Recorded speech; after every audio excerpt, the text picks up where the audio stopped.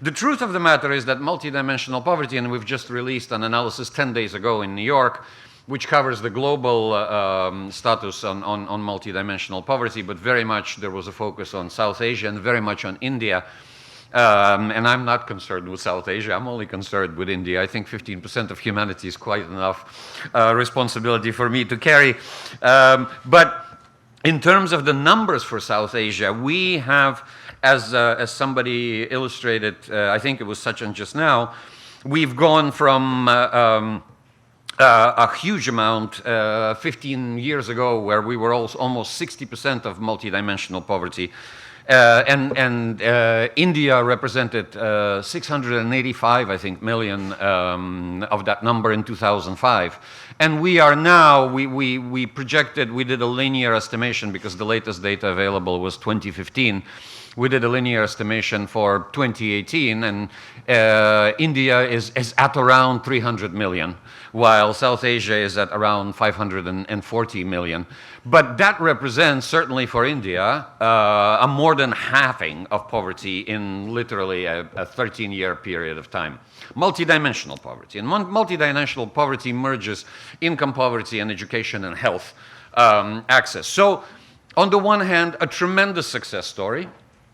Of India lifting so many millions, hundreds of millions of people, and South Asia as well out of poverty, but then the residual challenge still remains. And how that is going to be addressed, certainly in India, I'm quite bullish, I'm quite positive. I believe in the next 10 years, India is going to further halve that number while increasing GNI per capita, again, doubling GNI per capita in the next decade, assuming that the growth rates continue as they are or better in the foreseeable future. So, you know, good news and bad news. Good news, we're achieving something amazing, very much similar to what China did in the MDG era, India and South Asia reproducing in the SDG era. But moving forward, quite a few challenges remain. As I said, gender, we have some of the highest gender gap in the HDI dimension indicators.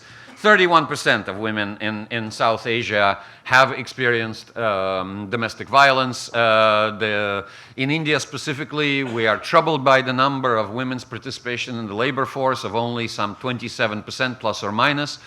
And frankly, I believe that a little bit of that low number is actually because of the informal economy. And I think the Vice Chair would agree with me that if we could actually have reliable data from the informal sector, that number could be better, because a lot of women, certainly in India and elsewhere in South Asia, are involved in informal family businesses, farming businesses, etc., that are simply not popping up on national statistics. But nevertheless, the number is remarkably poor. But let me stop for a moment on climate change. And it was dramatic, frankly, to hear the Secretary General speak to Prime Minister Modi over the last, and other Indian officials, but certainly with the Prime Minister over the last couple of days. And he is ringing the alarm bell.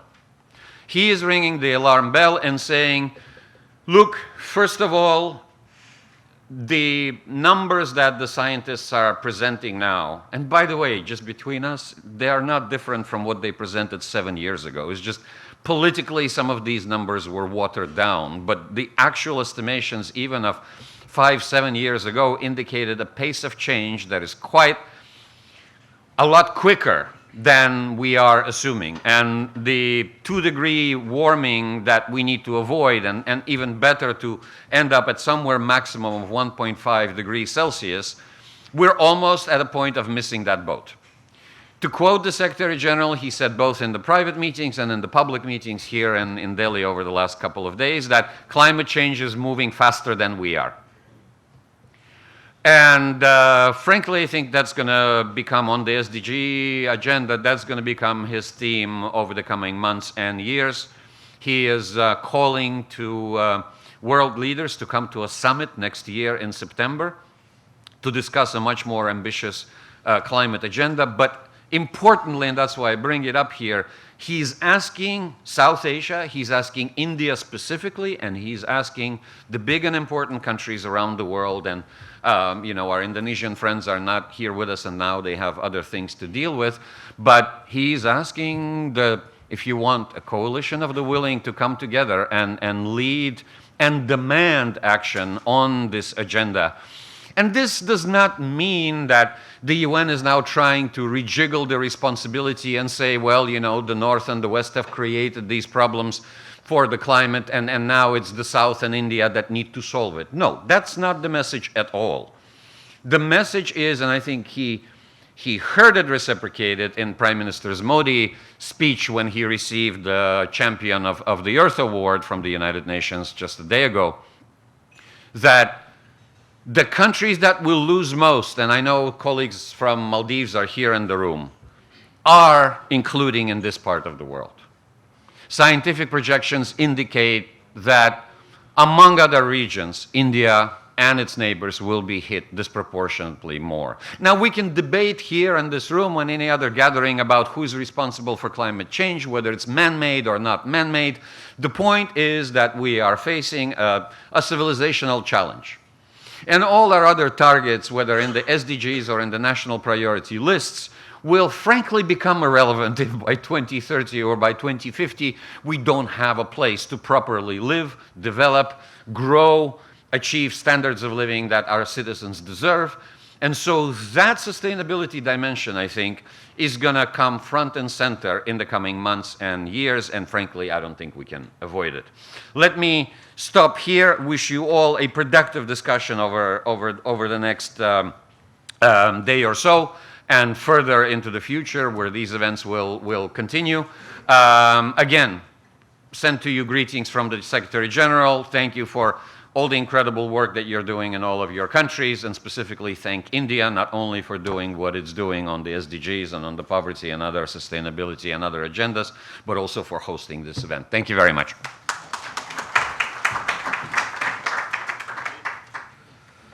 Thank you, Mr. Afanasir. May I now take this opportunity to invite His Excellency Dr. Pushpa Raj Kadel, Vice Chairman, National Planning Commission of Nepal, for his keynote address. You have the floor.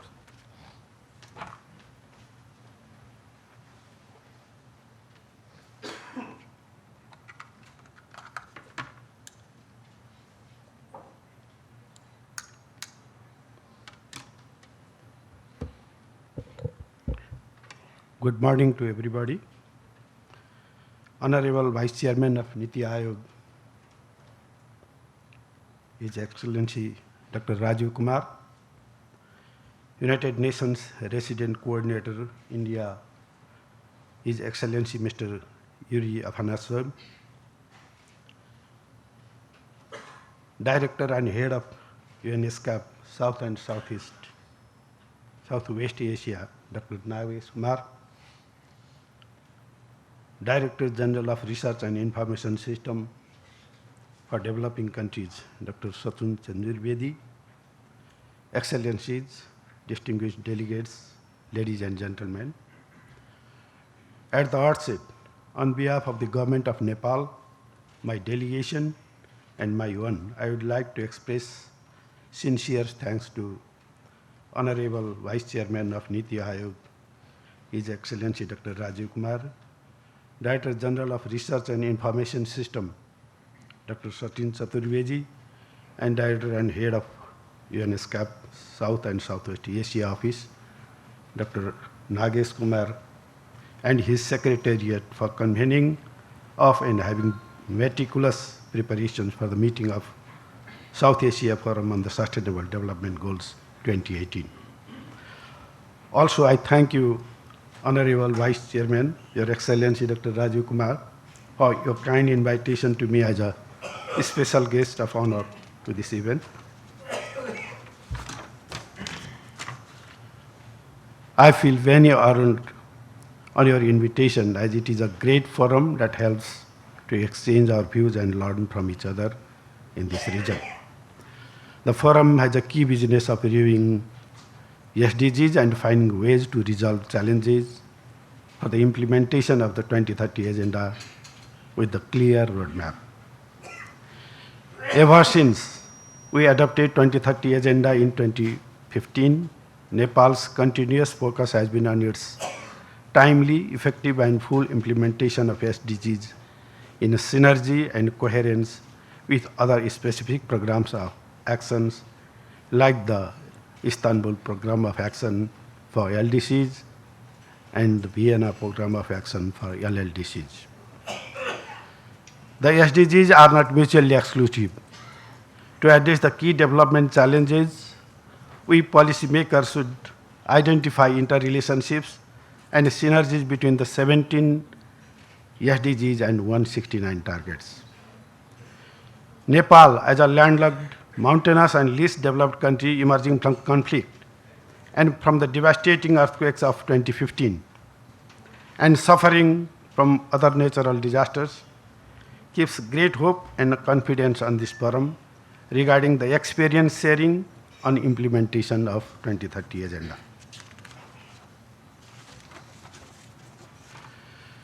Highlighting Nepal's status in the implementation of the 2030 agenda and our unique and special challenges, we presented Nepal's voluntary national review last year.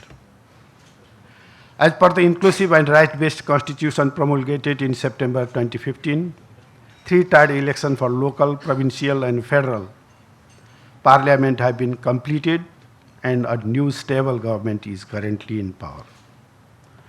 With this political stability, our focus has now shifted to economic prosperity with the vision of making prosperous Nepal happy Nepali. We are internalizing and localizing the SDGs in all tiers of government through plan, policies, programs, and monitoring and evaluations at sub-national level. NPC prepared the SDG disaggregated data of about 130 indicators at the provincial level too. Mr. Chairman, Nepal is serious for achieving the SDGs in generating, sharing, and sustaining the prosperity. We set the ambitious target in our SDGs status and roadmap 2016 to 2030. In Nepal, 3 high-level institutions have been formed to ensure effective implementation of SDGs across the country. They are Steering Committee, which is chaired by the Prime Minister, Coordination Committee, which is chaired by the Vice Chairman of the National Planning Commission, and 7 thematic committees headed by the NPC members. Sectoral ministries and other stakeholders are also boarded on the implementation of the SDGs. The present 14th periodic plan of Nepal, along with other annual sectoral plans, policies, and their targets are being aligned with the SDGs implementations. Nepal has been preparing on policy documents such as long-term development vision, 15th 5-year periodic plan, SDGs needs assessment, costing and financing strategy, planning, monitoring, and evaluation guidelines that are fully aligned with the SDG goals and targets. NPC has started to enhance the capacity and provide support at the sub-national level in planning, budgeting, and monitoring process. We estimated and projected the budget for 3 years, started from financial year 2018-2019, according to SDGs in the medium-term expenditure framework. For this fiscal year, most of the resource is allocated to poverty reduction. Goal 1, about 10%. Clean energy, goal 7, about 7%. Industry and infrastructure, goal 9, about 12%. Sustainable cities, goal 11, about 15%. And governance, goal 16, about 10%. We have not quoted about 31% resource that goes to sub-national level as the fiscal transfer. According to SDGs needs assessment, costing, and financing strategy, the annual average investment requirement for the entire SDG period is 2,025 billion Nepalese rupees. The costing of major SDG areas shows that the total investment requirement for achieving the target set for 2030 is 47.78% of the GDP on an average. The private sector, cooperative sector, the civil society organizations, development partners, and households are collaborating with the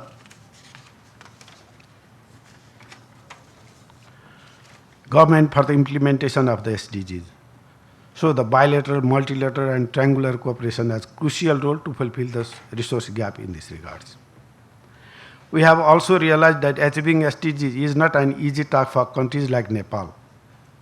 The challenges include inadequate financial resources and access to technology, foster connectivity and capacity development, governance, and horizontal and vertical coordination among the three tiers of government, and so on.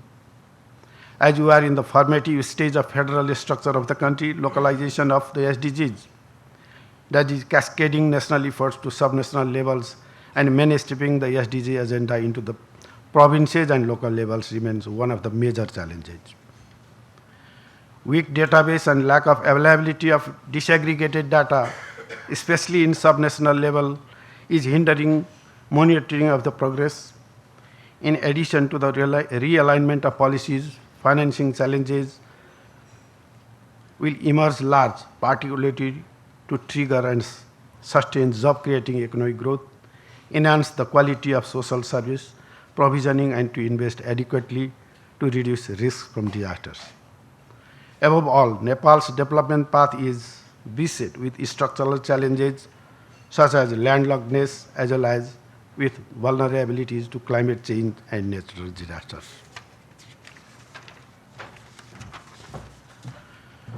Our commitments are critical for achieving the SDGs and present considerable challenges, especially on fulfilling the resource gap for SDGs implementation.